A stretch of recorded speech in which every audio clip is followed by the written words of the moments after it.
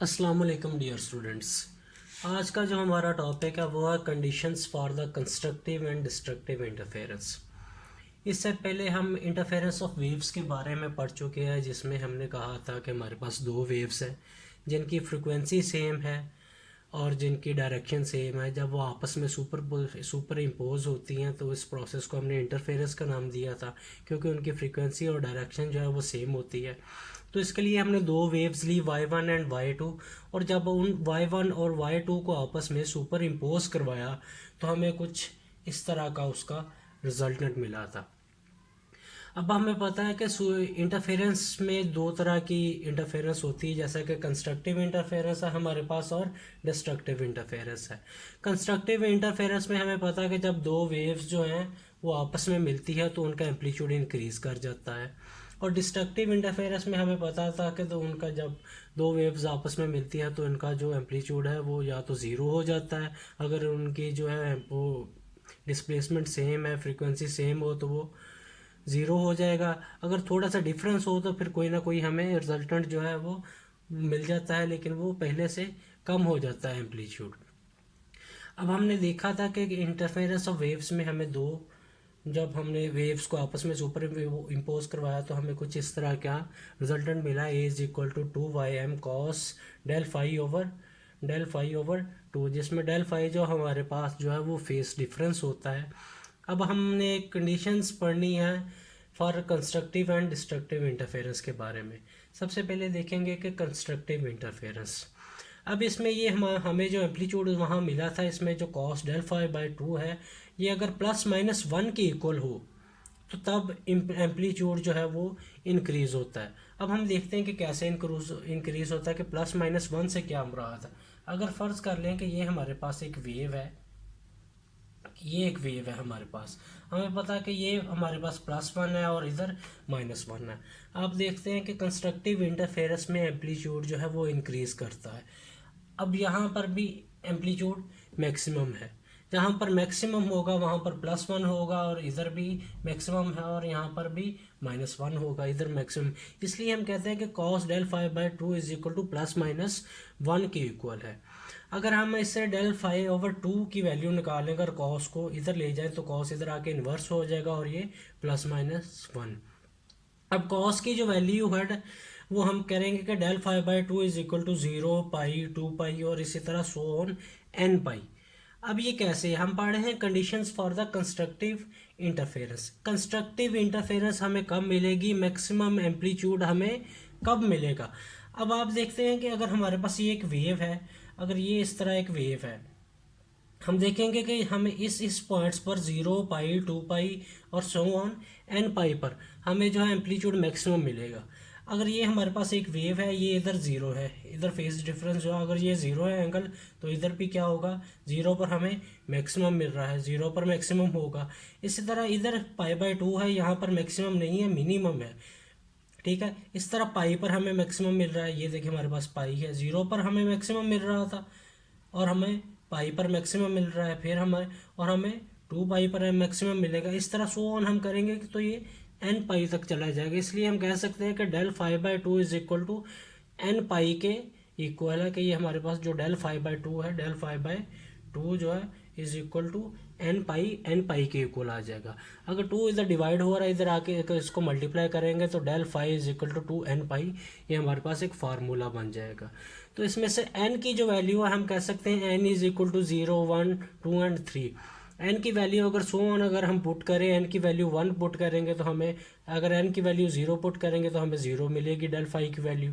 n की value 1 put करेंगे तो हमें 2 पाई मिलेगा, 3 पुट करेंगे तो हमें 6 पाई, इस तरह 2n पाई। इस तरह हम कह सकते हैं del phi is equal to 2n pi, हमें ये फार्मूला मिल जाएगा। अब ये तो हमारे पास था डेल फाई, हमें पता है फेज डिफरेंस। अगर इसी कंस्ट्रक्टिव इंटरफेरेंस जो है हम इसको पाथ डिफरेंस में अगर हम इसको एक्सप्रेस करना चाहें तो कैसे करेंगे। इसके लिए फार्मूला होता है del x over lambda is equal to del phi over 2 pi. ठीक है, तो अब हम करेंगे तो डेल एक्स की अगर वैल्यू इधर से निकालेंगे तो ये लेमडा जो है इधर आके इसके साथ मल्टीप्लाई हो जाएगा। इस तरह ये देखिए del X is equal to ये लेमडा यहाँ पर मल्टीप्लाई आके हो गया। इधर से डेल एक्स की हमने डेल एक्स जो है, इधर से डेल फाई जो है हम इसकी वैल्यू निकाल चुके हैं। ये हमारे पास डेल फाई था 2n पाई के इक्वल। डेल फाई की सिर्फ आपने यहाँ पर वैल्यू पुट कर देनी है कि del X is equal to 2n pi over 2 pi और लैम्डा। इधर से ये 2 इसके साथ कैंसिल हो गया, ये पाई जो है वो इसके साथ कैंसिल हो जाएगा, तो del X is equal to n lambda के इक्वल आ जाएगा। तो इसी तरह n की वैल्यू अगर हम इसे 1 0 1 2 3 सो ऑन कुछ भी पुट कर सकते हैं। अगर n की वैल्यू अगर 0 पुट करेंगे तो हमें 0 मिलेगा, 1 पुट करेंगे तो सिर्फ लैम्डा मिलेगा, इस तरह 2 पुट करेंगे तो 2 लैम्डा, 3 पुट करेंगे तो 3 लैम्डा, इसी तरह सो ऑन ये n लैम्डा के इक्वल आ जाएगा। तो ये स्टूडेंट्स हमारे पास कंस्ट्रक्टिव इंटरफेरेंस की जो है वो हमें कंडीशंस मिलती हैं कि कंस्ट्रक्टिव इंटरफेरेंस जो है वो हमें कहाँ कहाँ मिलेगी। तो जब जो फेज डिफरेंस जो है वो 0 पाई 2 पाई n पाई होगा तो हमें वहाँ पर कंस्ट्रक्टिव इंटरफेरेंस मिलेगी। इसका मतलब है वहाँ पर मैक्सिमम एम्पलीट्यूड मिलेगा। आप देखें कि 0 पर मैक्सिमम मिल रहा है, पाई पर मैक्सिमम मिल रहा है, 2 पाई पर मैक्सिमम मिल रहा है, इस तरह सो ऑन। अब नेक्स्ट हम डिस्ट्रक्टिव इंटरफेरेंस के बारे में पढ़ेंगे। तो स्टूडेंट्स जिस तरह हमने कंडीशंस फॉर कंस्ट्रक्टिव इंटरफेरेंस के बारे में पढ़ा, इसी तरह हमारे पास कंडीशंस फॉर डिस्ट्रक्टिव इंटरफेरेंस है। अब हमें डिस्ट्रक्टिव इंटरफेरेंस कब मिलेगी?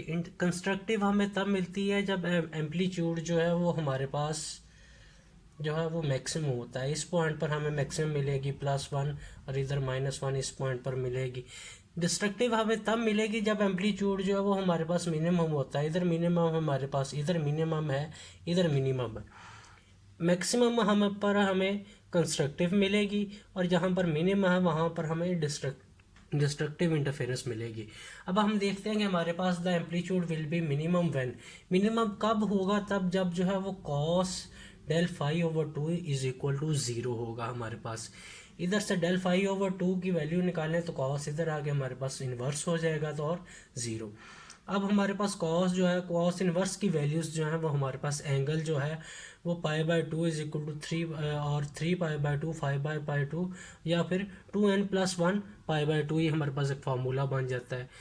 ये जब ये वैल्यूज़ हमारे पास होंगी तो हमें जो है वो डिस्ट्रक्टिव इंटरफेरेंस मिलेगी। कैसे? अब अगर ये हमारे पास एक वेव है, हमारे पास ये, अब हम देखते हैं कि 0 यहाँ पर है, ठीक है, π/2 जो है यहाँ पर हमें जो है वो मिनिमम मिल रही है, एम्पलीट्यूड जो है हमें मिनिमम मिल रहा है π/2 पर। इसके बाद पाई पर हमें मैक्सिमम मिल रहा है, पाई पर हमें क्या मिलेगी? कंस्ट्रक्टिव इंटरफेरेंस मिलेगी। इस 3π/2 पर हमें डिस्ट्रक्टिव मिलेगी। फिर एम्पलीट्यूड जो है वो मिनिमम है, यहाँ पर ये देखें 2π पर हमें कंस्ट्रक्टिव मिलेगी क्योंकि एम्पलीट्यूड मैक्सिमम है। इस तरह 5π/2 पर हमें फिर क्या मिलेगी? हमें डिस्ट्रक्टिव इंटरफेरेंस मिलेगी, उनका एम्पलीट्यूड जो है वो डिक्रीज होगा, इस तरह एंड सो ऑन। ये फार्मूला हमारे पास बन जाता है 2n+1।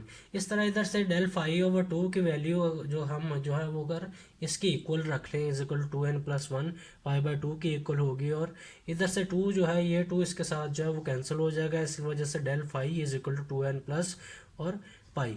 इस वजह n की वैल्यू अगर हम इसे n की value is equal to 0 1 2 and so on 3 put करेंगे एंड सो ऑन, तो हमें अगर 0 पुट करेंगे तो हमें पता है अगर इधर n की वैल्यू 1 पुट करेंगे तो 2n+1 ये क्या मिलेगा? पाई इज इक्वल टू ये हमें 3π मिलेगा, पहले पाई मिलेगा फिर 3π फिर π/, इस तरह 2n+1 और ये डेल फाई।